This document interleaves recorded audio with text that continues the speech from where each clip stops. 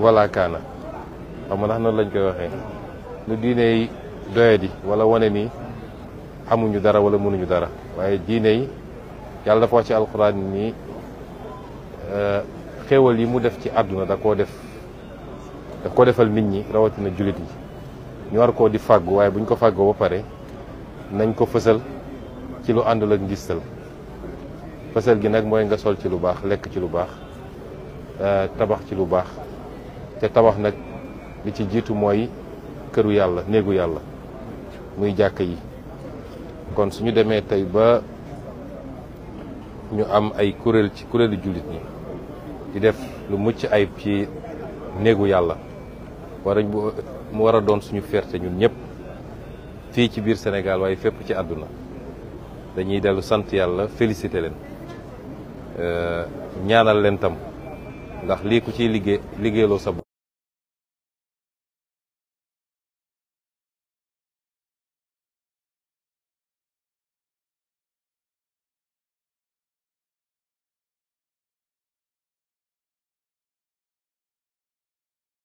nañ ci yéene wala def nañ ci lu ñu mën te yàlla jiital leen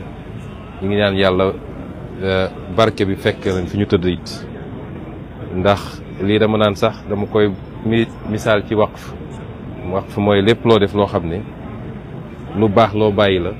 ñu ne ku ko jëriñoo sa gannaaw rek da lay fekk fi nga tëdd ma gëm ni lii bokk na ci kon ñu leen ñaanal yàlla mu fay leen ko ñi nga xam ne it ñooy kilifa diine yi am gis-gis bi am yéene bi soññu leen ci gunge leen ci yàlla neen ko yàlla fay ñoom it yàlla bàyyi leen suñu kanam lu yàgg ñu continuer di ñaanal réew mi di ñu tette di ñu aar di ñu jox seeni xalaat ci li war a defar réew mi li may daanelee nag ndax kàddu gi du gudd mooy lii dafa war a am lu mu ñu jàngal ñun ñëpp mooy gëm sa bopp ñu gëm suñu bopp ndax gis nañ Sénégal ni communauté religieuse yi exemple bi ñuy wane toujours mooy exemple gëm sa bopp ñun ñi nga xam ne nag ñooy yëngatu ci beneen fànn wi muy mbirum état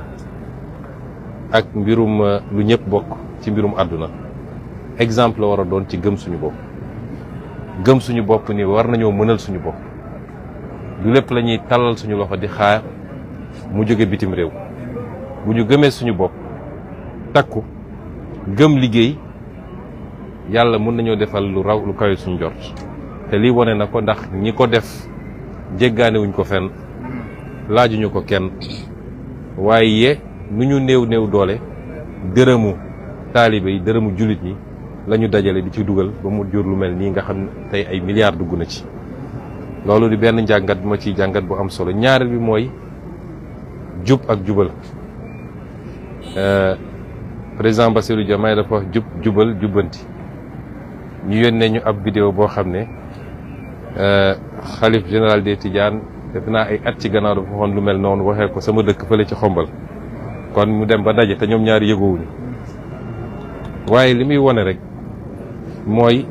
lu ñuy def te jiital ci jub ak jubal mën nañ ci am résultat ndax bu doon ñu dénk liggéey bi dañoo damm mbir yi def ko seen poos kon duñu gis résultat bi kon ñun ñi yàlla dénk état ñu nit te loolu mës a doon problème ci Sénégal ñu fàttaliku ni dërëmu Sénégal yi la ñu dajale comme fii niñ fi dajalee dërëmu jullit ñi 15 bu ñuy def dañu war a fexe ba mu dem ci faratay Sénégal yi bu ko defee ñu gis résultat bi ndax xam naa ni lii buñ la nee nangam lañ ci def ci milliard li ma leer ba leer mooy de suñ nee woon dénk nañ ko ay nitu état boo moytul ñu multiplier ko par 2 te résultat bu du am kon jub ak jubal mooy joxe résultat gëm sa bopp wóolu sa bopp xam ni fi ñeneen jaar ba egg fi ñu yegg boo fa jaaree raw leen ndax am nga lu leen manqué ñoom muy gëm-gëm kon yooyu buñ ko dajalee rek yàlla mun nañu yombalal lépp ci réew mi suñu communauté religieuse yi nag wane nañu exemple def nañ ko barki démb ci Masaalikul Jinaan def nañ ko tey fii def nañ ko feneen ak feneen ci yoo xam ne toujours ci seen farlu bopp seen jàmbarte seen organisation ak seen jubal ci ni ñu yore mooy joxe résultat boo xam ne ñëpp dañ ci teg seen bopp kon ñun ñi nekk ci wàllu état dañu ñëw jàng à l'école des communautés religieuses moom nag dafa boole ñaari xam naa bu delloo summi mbubu imam bi donte kenn du ko summi sax waaye bu delloo fee ci IGE ba dina àndaale lii mu doon source d'inspiration boo xam ne war na jàppale ñi nga xam ne moom ñoom la yàlla dénk tey ñu war a jëm ci defaraat réew mi jubbantiwaat ko loolu mooy jàngat yi nga xam ne ñu ngi koy jàng ñu ngi koy am fii. On peut utiliser en français, monsieur le Premier ministre, votre mot suite à votre visite aujourd'hui en cette journée de remise officielle des clés de la grande mosquée. Oui, rendre grâce à Dieu et formuler les prières à l'endroit du sceau des prophètes. Nous réjouir d'être ici, j'avais oublié de le dire en version Wolof, d'ailleurs en ce jour particulier, qui est le jour anniversaire du rappel à Dieu de l'un des plus illustres fils du Sénégal, en l'occurrence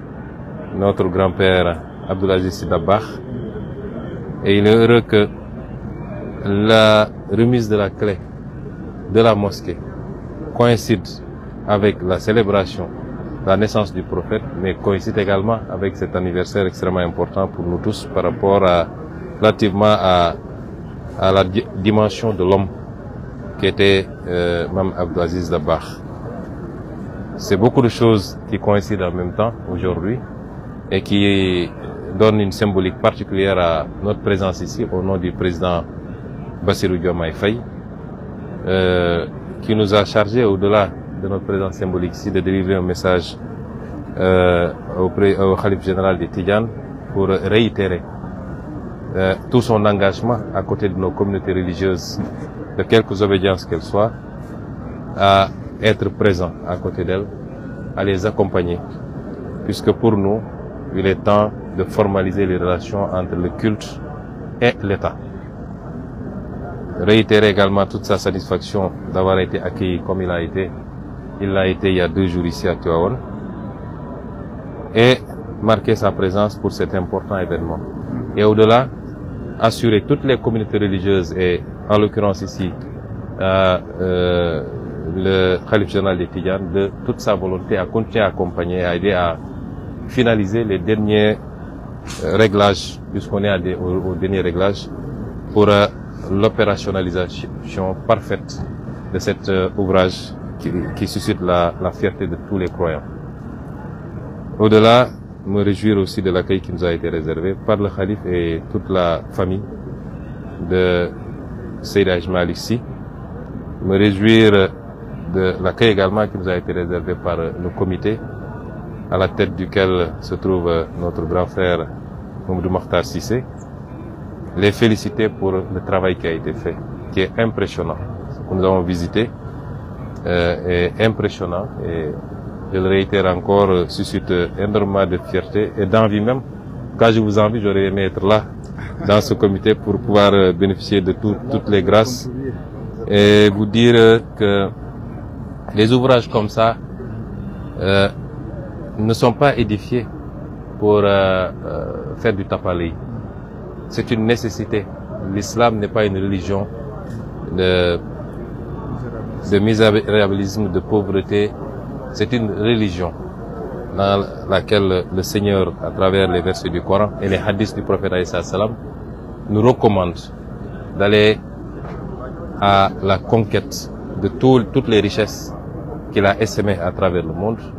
de s'en approprier de manière légale et licite, mais une fois que c'est le cas, de pouvoir rendre grâce à Dieu en matérialisant, en extériorisant les bienfaits qu'il a bien voulu nous servir, par le port vestimentaire, par l'alimentation saine, par l'édification et la modernisation de nos cités, mais surtout par l'édification aussi des lieux de culte à la dimension de ce qu'est l'islam. Et c'est pourquoi c'est important d'avoir ce genre d'édifice qui n'est pas en compétition avec la construction d'hôpitaux ou d'autres infrastructures comme certains ont tendance à le penser. Mais la foi est un élément déterminant pour tout le monde, particulièrement les Sénégalais, et elle nourrit l'âme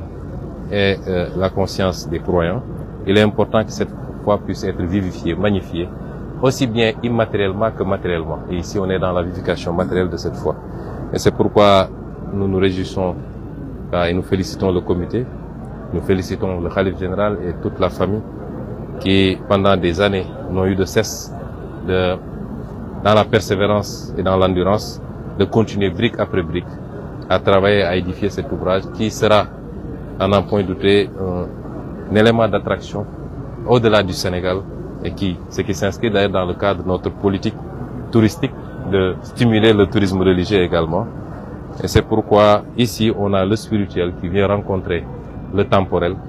pour être au service des Sénégalais, aussi bien pour leur préoccupation matérielle que pour la vivification spirituelle de leur âme. Et je voudrais terminer par en tirer deux enseignements extrêmement importants. En tout cas pour l'homme d'État que je suis, nous devons toujours être à l'école des religieux qui nous démontre une fois de plus qu'il faut d'abord qu'on croit en nous-mêmes, qu'on a les capacités endogènes, si on y croit, de faire ce qu'on doit faire sans avoir besoin de tendre la main. Si je prends à l'échelle étatique, nous avons toutes sortes de ressources naturelles, nous avons une jeunesse, nous avons des terres, il manquait peut-être le petit déclic en termes de leadership, mais si nous croyons en nous, nous réagissons, nous avons la capacité de propulser nous-mêmes notre progrès économique et social que tout le monde attend depuis longtemps. Et c'est ce que symbolise cet ouvrage. Et je ne pense pas que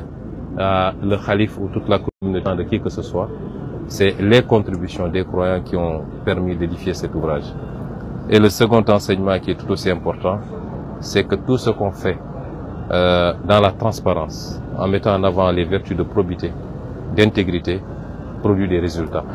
Et je suis à peu près sûr que, et je ne le dis pas pour flatter le président du comité, le comité lui-même,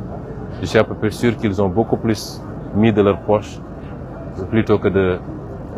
détourner les contributions des croyants. Et cette gestion saine et vertueuse a permis d'avoir ce résultat qu'on n'aurait pas eu si on a été dans un autre cadre. D'abord, ça aurait été largement surfacturé, mais au finish, on n'aurait pas eu cette qualité dans le rendu. Donc, nous devons nous inspirer de ces valeurs et de cette praxis pour améliorer la gestion publique, la gouvernance publique. Et c'est important pour nous. Et vraiment, nous sommes ravis, émerveillés par cet ouvrage et nous prions pour que le Seigneur puisse rétribuer largement tous ceux qui, d'une manière ou d'une autre, directement ou indirectement, ne serait-ce que par l'intention, qu'il soit largement rétribué par le Seigneur par rapport à l'édification de cet ouvrage. Je vous remercie. Merci beaucoup. Merci. Imam.